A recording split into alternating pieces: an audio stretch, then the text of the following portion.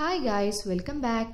ఈరోజు వీడియోలో మనం చికెన్ ఫ్రై రొటీన్గా కాకుండా చాలా డిఫరెంట్గా టేస్టీగా ఎలా తయారు చేసుకోవాలో చూద్దాం.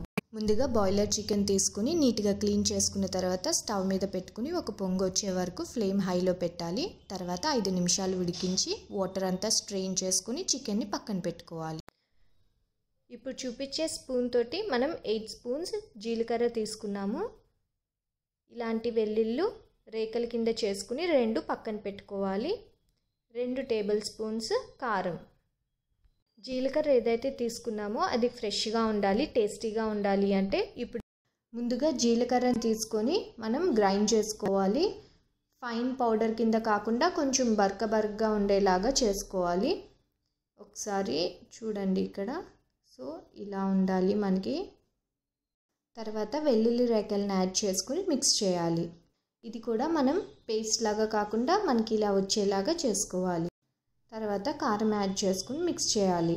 మనం మిక్స్ చేసేటప్పుడు అన్నీ ఒకటేసారి వేసేయకుండా ఒకదాని తర్వాత ఒకటి వేసుకుని మిక్స్ చేసుకోవాలి. ఇలా మిక్సీ చేసిన తర్వాత మళ్ళీ ఒకసారి స్పూన్ పెట్టుకొని అంతా కలుపుకొని మళ్ళీ ఇంకొకసారి మిక్స్ చేయాలి. మనం మిక్సీకి వేసేటప్పుడు కంటిన్యూస్గా ఆన్ చేసి అలా ఉంచేయకుండా ఒకసారి ఆన్ అండ్ ఆఫ్ చేసుకుంటే మనకి ఇలా వస్తుంది.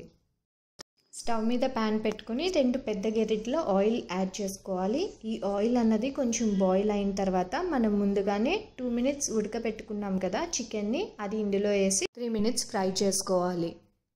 ఎక్కువసేపు అవసరం లేదు, ఎందుకంటే మనకి ముక్క అన్నది బాగా రోస్ట్ అయిపోతే గట్టిగా అయిపోతుంది. సో 3 నిమిషాల వరకు సరిపోతుంది. ఇందులో ఇప్పుడు తగినంత ఉప్పు యాడ్ చేసుకొని బాగా కలుపుకోవాలి. మిక్సీ చేసుకున్న వెల్లుల్లి కారాన్ని ఇందులోకి యాడ్ చేసి వెల్లుల్లి జీలకర్ర పచ్చిపోయే వరకు 15 నిమిషాలు వేయించుకుంటే అంతే, మన చికెన్ ఫ్రై రెడీ అయిపోయినట్టే. అండ్ గైస్, మన చికెన్ ఫ్రై రెడీ.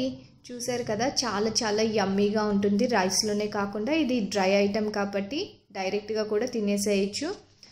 మనం వెల్లుల్లి కారం వేసిన తర్వాత ఇనిషియల్గా ఒక 5 మినిట్స్ ఫ్లేమ్ హైలో పెట్టాలి. తర్వాత ఇంకొక 2 మినిట్స్ వరకు మీడియంలో పెట్టి మిగతా 10 మినిట్స్ అన్నది లో ఫ్లేమ్లో పెట్టి వేయించుకోవాలి. బట్ ఒక జాగ్రత్త ఏంటంటే ఎక్కువగా వేపేయద్దు, ఎందుకంటే ముక్క చాలా గట్టిగా హార్డ్ అయిపోయింది అని అంటే తినడానికి టేస్ట్ బాగోదు. చికెన్ ఫ్రై ఇష్టంగా తినే వాళ్ళైతే ఈ రెసిపీని ఖచ్చితంగా ఒకసారి ట్రై చేసుకోవాలి. ఈ రెసిపీ అన్నది మనకి జనరల్గా ఫ్రై చేసేటప్పుడు యూస్ చేయరు. ఇది మా అమ్మమ్మ స్పెషల్, తను ఒక్కతే ఇలా చేస్తూ ఉంటుంది. సో ఈ వీడియోని మీ అందరితో షేర్ చేస్తున్నా. ఓకే గైస్, నెక్స్ట్ వీడియోలో మళ్ళీ కలుద్దాం. Until then bye bye, take care. ఈ వీడియోని లైక్ చేసి షేర్ చేయండి అండ్ మా ఛానల్ని సబ్స్క్రైబ్ కూడా చేసుకోండి. Thank you for watching.